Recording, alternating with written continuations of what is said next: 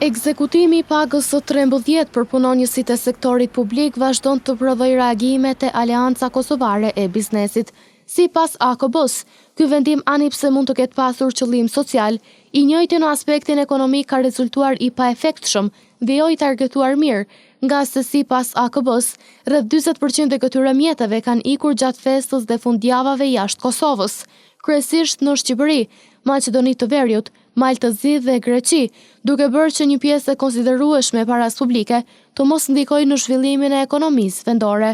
Tutje në komunikat thuhet se këto mjete do të kishin dhënë efekt shumë më të madh nëse do të orientoheshin drejt mbështetjes së sektorit privat, rritjes së prodhimit vendor, subvencionimit të investimeve apo përkrahjes së bizneseve që krijojnë vende të reja pune, duke shtuar se trajtimi i pabarabartë ndërmjet sektorit publik dhe atij privat krijon disbalancë në treg dhe dëmton konkurrencën e drejtë. Në një kohë kur vendi përballet me sfida ekonomike dhe rritje të çmimeve,